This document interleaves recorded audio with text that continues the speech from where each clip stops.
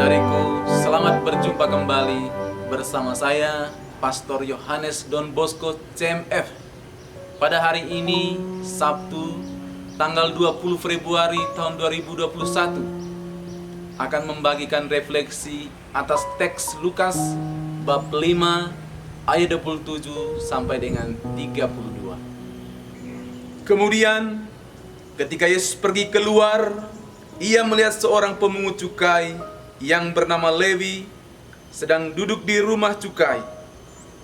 Yesus berkata kepadanya, "Ikutlah aku."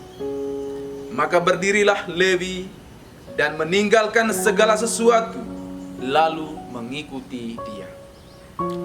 Dan Lewi mengadakan suatu perjamuan besar untuk dia di rumahnya, dan sejumlah besar pemungut cukai dan orang-orang lain turut makan bersama-sama dengan dia.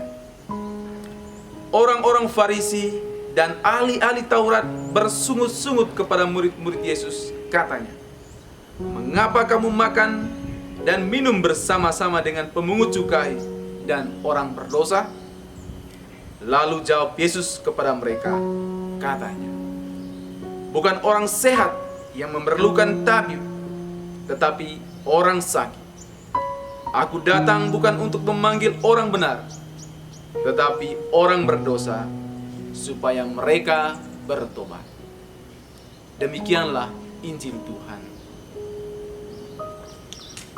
Salah satu tokoh penting dalam bacaan Injil hari ini adalah Lewi. Dia adalah seorang pemungut cukai. Pada waktu itu, para pemungut cukai sangat dibenci oleh masyarakat Yahudi, khususnya oleh orang-orang Farisi dan ahli-ahli Taurat, karena mereka menagih pajak untuk pemerintahan Romawi. Terkadang juga mereka memeras rakyat dengan menaikkan pajak dan melakukan korupsi. Karena itu, mereka dikucilkan dan dianggap sebagai orang yang sangat berdosa. Maka ketika Yesus memanggil Lewi untuk menjadi muridnya dan makan bersama dia di rumahnya, orang-orang Farisi dan ahli-ahli Taurat bersungut-sungut. Mereka berkata, "Mengapa kamu makan dan minum bersama-sama dengan pemungut cukai dan orang-orang berdosa?" Tapi Yesus menjawab, "Aku datang bukan untuk memanggil orang benar, tetapi orang berdosa, supaya mereka bertobat." Jawaban dari Yesus ini menunjukkan bahwa di hadapan Tuhan, semua manusia dihargai, dikasihi, dan diampuni. Kita juga sangat berharga di hadapan Tuhan. Dia mengasihi kita apa adanya. Dia mengasihi kita bukan karena kita hebat, juga bukan karena kita kudus, tetapi karena kita adalah anak-anak yang dikasihinya. Seringkali kita merasa rendah diri karena kita memandang diri kita berdasarkan cara orang lain menilai diri kita. Tak jarang kita mendengar kritikan dan penghinaan dari orang lain, hingga membuat kita merasa frustrasi, terluka, bahkan depresi. Karena itu, janganlah melihat diri kita berdasarkan cara orang lain memandang kita, tetapi lihatlah diri kita berdasarkan cara Tuhan memandang kita. Siapakah kita di hadapan Tuhan? Kita adalah anak-anak yang dikasihinya. Ini berarti bahwa kita adalah orang-orang yang sangat dikasihi Tuhan. Dia mencintai kita 100%. Cintanya kepada kita adalah cinta yang sejati, bulat, dan total. Semua orang mungkin akan meninggalkan kita, tetapi Tuhan akan selalu menyertai kita.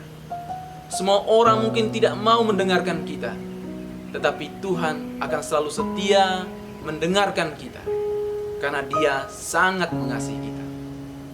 Sadarkah kita bahwa kita adalah putra-putri yang dikasihi Tuhan? Kadang-kadang hidup kita jauh dari perasaan gembira dan menjalankan hidup sesuka hati karena kita kurang percaya pada keagungan dan kebesaran kita sebagai putra-putri yang dikasihi oleh Tuhan. Perasaan dicinta oleh Tuhan merupakan elemen yang sangat penting dari kehidupan ini. Ketika kita menyadari cintanya, kita pun akan mencintai Dia sepenuh hati dan menjalankan perintahnya dengan tulus. Maka marilah kita di masa Prapaskah ini, kita menyediakan waktu agar dengan sadar menempatkan diri kita di hadapan Tuhan yang sungguh mencintai kita.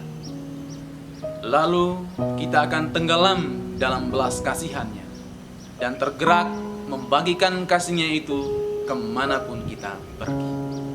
Amin. Tuhan memberkati kita.